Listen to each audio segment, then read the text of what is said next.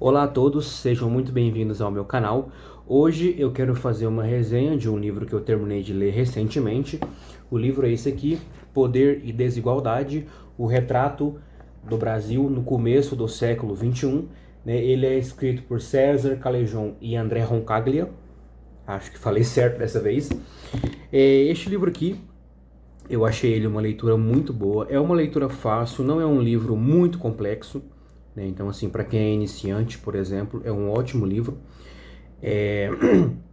Ele vai contar toda a história de como funciona as desigualdades no Brasil. Não é uma surpresa para ninguém que o Brasil é um país desigual.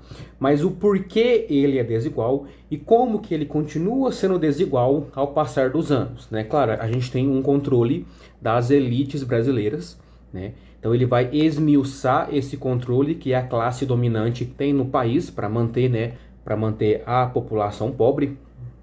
Ele vai falar 3 principais pontos com que a classe dominante consegue continuar no poder, consegue continuar com a desigualdade.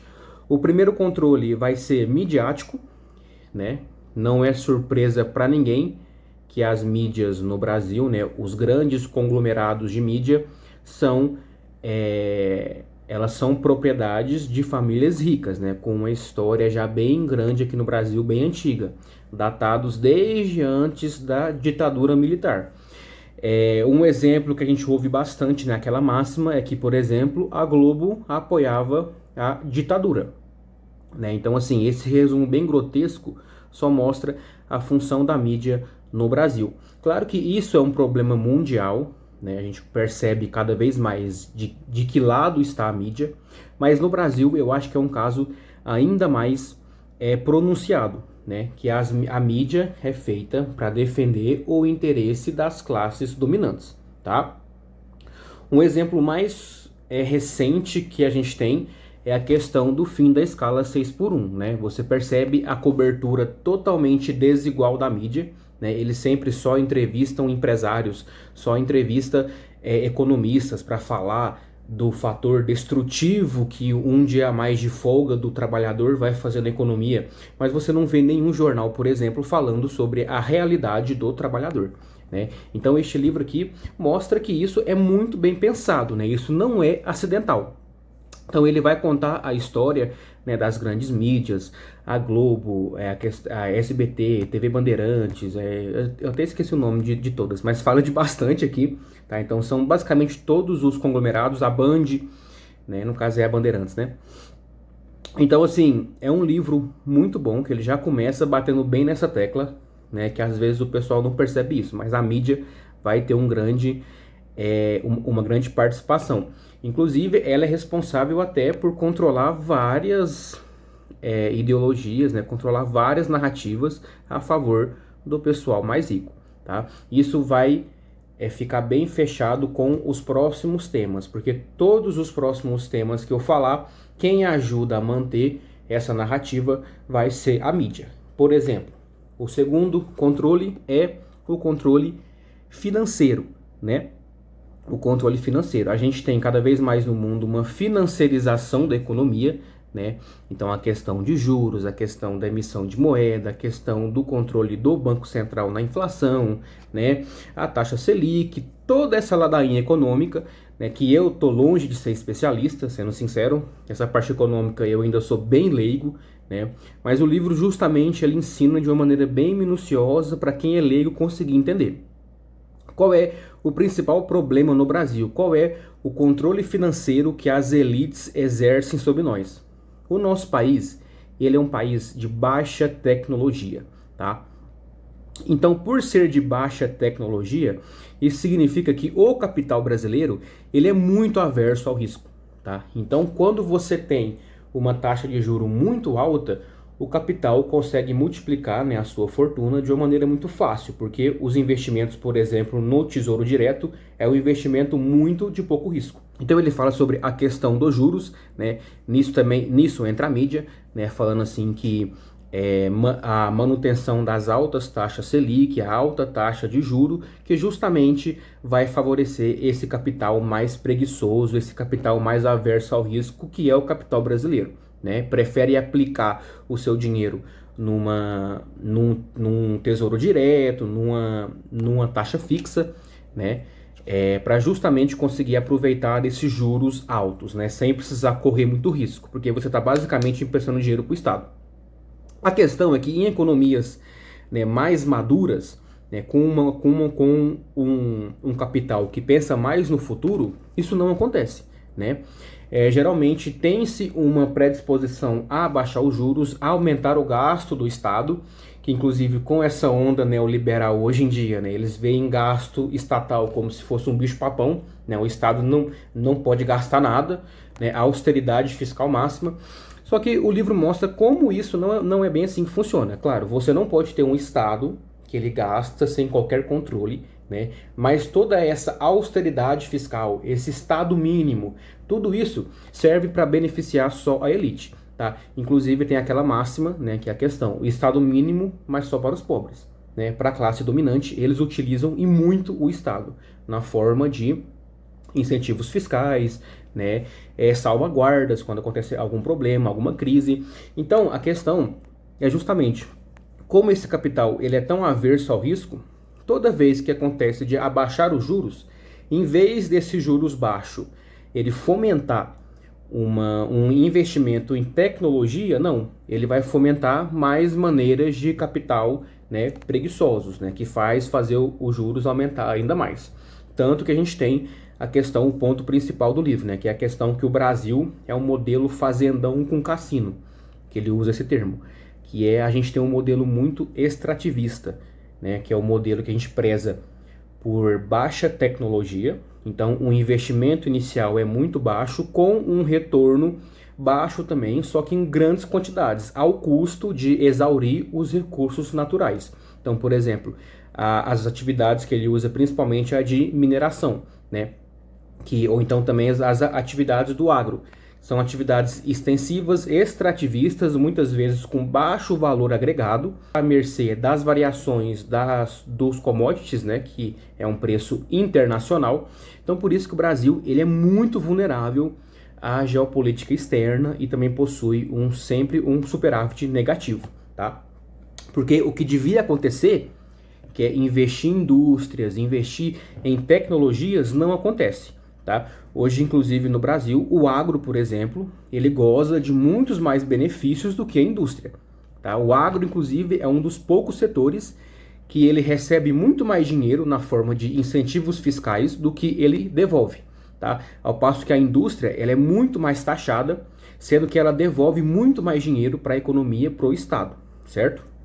Então tem toda aquela questão, né, de os juros emprestados para o agro não seguem a taxa Selic, muitas vezes, né, eles têm essas regalias, tá? E o motivo disso é muito simples. Esse motivo entra no terceiro ponto, que a dominação também é política, né? Que hoje em dia no Congresso quem representa a população é ninguém, né? No Congresso hoje em dia os políticos representam a classe dominante, tá? Por isso que a gente tem essa falsa sensação de democracia, né? A gente vai votar a cada 4 anos num presidente, em deputado, em vereador, em tudo, né? Achando que temos algum poder de escolha, mas na verdade a nossa democracia está bem longe de ser representativa, tá? Porque é por isso que entra político, sai político, entra político de esquerda, político de direita, político de centro, que no Brasil esses termos, na minha opinião, nem mais fazem sentido. Entra político, sai político, continua a mesma coisa, tá? Porque eles estão lá para trabalhar a favor das elites. O capital no Brasil, ele tem poder político, tá? Nesse ponto, o autor, ele fala de uma passagem muito boa que um político lá da China falou, né? Ele faz essa comparação com a China, que o político falou o seguinte: na China é um monte de fake news que a gente tem aqui no Ocidente, né? Claro, tá longe de ser um país perfeito, obviamente, né? Se a China fosse perfeita, tava o mundo inteiro tentando entrar lá, né? Mas o que falaram? Tem aquela questão, né, que a China é o mesmo partido há 60 anos, logo é uma ditadura. Mas pelo contrário, né, ele mostra que a China é muito mais uma democracia, hoje em dia, do que a gente tem aqui no Brasil. Porque na China o capital não manda na economia. tá? É por isso que em 30 anos, né, a China passou, por exemplo, de um país sem ferrovias para um país que a extensão inteira tem ferrovia, né? Então, por que isso aconteceu? Porque quem teve cuidado com essa decisão foi o Estado, tá? Então, se você tiver uma privatização, nenhum setor privado vai fazer isso. Por quê? Esses investimentos de infraestrutura são investimentos que não geram lucro, né? Ou se geram lucro, é a muito longo prazo. Então, o investidor privado nunca vai assumir esse risco, tá? É por isso que o Estado é tão importante. Então, da próxima vez que você ouvir um Zé Ruela falando assim que o Estado tem que ser mínimo, não pode ter Estado, lembra o seguinte: primeiro, que quem mais usa o Estado são os capitalistas, né? As elites bilionárias, eles são os que mais usam o Estado. E segundo, sem Estado você não tem investimentos em coisas que, por definição, não geram lucro, tá? Então, se você tem uma sociedade só baseada em lucro, você tem uma sociedade que entra em colapso. E ele fala isso também, essa questão dessa onda de privatização, né? Tudo vamos privatizar, o setor privado consegue gerir muito mais do que o público. Como sempre, a discussão sempre né, nunca consegue ter um meio termo, né? Claro, você tem muitas críticas a se fazer ao setor público, né? A questão da corrupção, a questão do cabide de empregos, né? O Estado inchado, isso é bem verdade, mas achar que privatizar é a solução é de uma ingenuidade muito grande, tá? A gente tem, por exemplo, o exemplo da Sabesp, né, de São Paulo, a questão da privatização, o que virou, né, a merda que aconteceu, né? O Tarcísio querendo privatizar tudo, né, e vendo que o São Paulo está entrando num caos absoluto, porque uma empresa privada está interessada em lucro, né? Então, e infraestrutura, se não der lucro, ela é negligenciada, né? E a gente sabe que infraestrutura não é igual, por exemplo, uma fábrica de chocolate, uma fábrica de alimento, uma fábrica de carro, né? Se a infraestrutura ficar precarizada, pessoas morrem, tá? Então, por isso que essa onda de querer privatizar tudo no Brasil é uma palhaçada. Um exemplo também é o Correios, né? Que o pessoal adora falar, nossa, o Correios, ele só traz prejuízo para o Brasil, né? Claro que traz prejuízo, né? Tem Correios em basicamente todas as cidades do Brasil, até cidades que ficam no cu do mundo, na puta que pariu, né? Que são cidades que nunca ia ter Correios se não fosse uma empresa estatal. Então ele cumpre uma norma social, o Correios, tá? O Correios não é uma empresa em busca de lucro, tá? Então se você privatizar os Correios, metade do Brasil vai ficar sem Correios, vai ficar sem qualquer infraestrutura, tá? Então é isso que esse pessoal acha que é a solução do país, certo? Então assim, são esses três pilares, né? O domínio midiático, o domínio econômico e o domínio político, né? Então o trabalhador ele não possui nenhum poder político, né? Porque o poder político está atrelado ao poder econômico, tá? Ele não possui representação no Congresso nenhuma, e ele não tem um controle de nenhuma narrativa na mídia, tá? A narrativa é totalmente a controle do pessoal das elites brasileiras. Então esses são os três pilares que as elites elas continuam exercendo o seu domínio no país, tá? É um livro muito, muito revelador, eu diria. Uma crítica que eu tenho a fazer a ele é que às vezes ele é bem repetitivo, assim, se ele está entrando num tópico, ele repete o tópico várias vezes, às vezes talvez, né, para ficar mais fácil, para você conseguir gravar mais, só que em alguns pontos ele fica muito repetitivo, tá? Mas tirando isso, eu achei um livro muito bom, tá?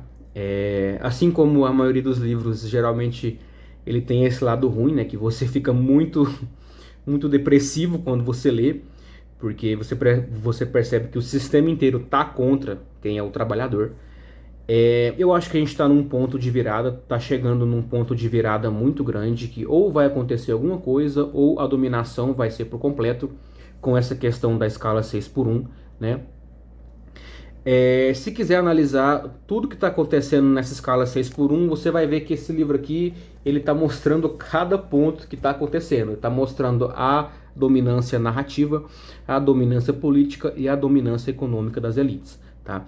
E eu acho isso muito engraçado, né? Que o trabalhador, a pessoa que sustenta esse país, é a pessoa que não tem voz, tá? Então é por isso que o principal investimento dessa elite econômica é na mídia, né? Porque o dia que eles conseguirem, o dia que eles pararem de controlar a narrativa, que o trabalhador perceber que se ele não acordar às 5 horas da manhã, a empresa do patrão dele não abre às 8, aí o país vai ter uma mudança drástica. E claro, este é o maior medo, né, das elites. Mas assim, já estou saindo um pouco do escopo, né? Claro, essas resenhas aqui metade resenha sobre o livro e metade opiniões pessoais que está entalado na garganta, né? Mas assim, quem assiste esses meus vídeos, vocês já estão acostumados com isso, né? Mas eu recomendo bastante, porque é como dizem, né? A sua maior arma contra esse pessoal que quer te enganar é você ter conhecimento. Tá? Hoje em dia no Brasil é muito fácil a pessoa fazer um TikTok e falar alguma baboseira, né, no fundo preto para parecer mais sério e todo mundo acreditar nele porque ninguém se dá o trabalho de pesquisar, tá? Então se deem o trabalho sim, pesquisem, leiam um livro sobre, tá? Porque é muito bom, é depressivo, mas é bom, tá? E é isso aí, então fica aqui a minha recomendação, um livro muito bom, tá? Eu vou sair um pouco agora dessa questão de economia. Acho que o próximo livro que eu vou fazer a resenha vai ser um livro mais ligado à área da biologia, sem spoilers, tá? Que é aproveitar, né, a minha formação. Então, sair um pouco dessa questão de política que é muito depressivo. Mas é isso. Muito obrigado.